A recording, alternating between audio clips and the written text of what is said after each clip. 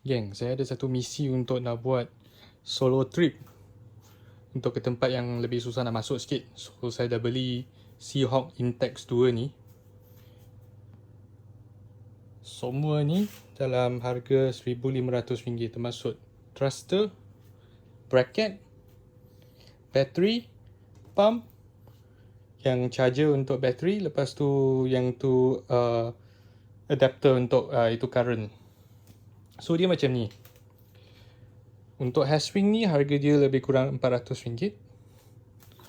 Untuk Seahawk boat yang ni, dia tebal sikit. Dia tak macam yang kita tengok kat dalam Shopee yang murah-murah dari China tu. Yang ni lebih kurang RM200. So itu sudah RM600. Bateri ni aku beli yang 30Ah saja. Saya tak beli yang besar sebab yang ni sangat ringan. Yang ni 2 kilo 300 gram macam tu, 2.3 kilo. Lepas tu thruster ni dia baru 2 kilo.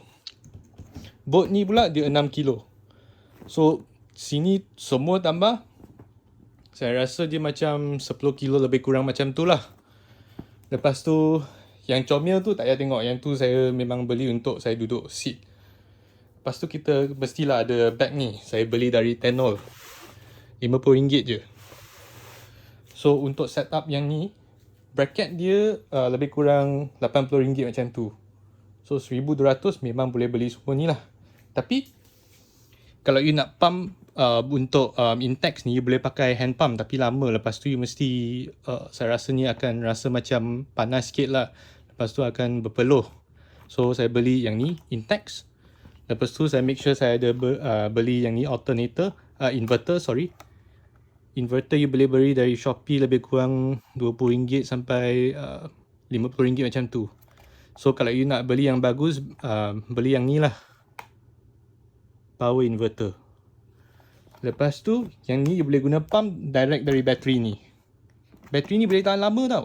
Hari tu saya sudah test full speed thruster, saya buka 3 jam pun tak ada masalah.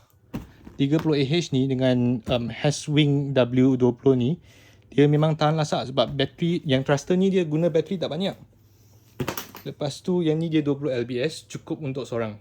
Tak payahlah banyak sangat, saya suka solo. Kalau suka solo, pergi ke tempat yang susah nak masuk sikit, boleh pakai Seahawk ni. Boleh terus pegang je sebab dia betul-betul ringan. Dia tak macam IB yang berat-berat. Kalau ada apa-apa terus komen. Sekian.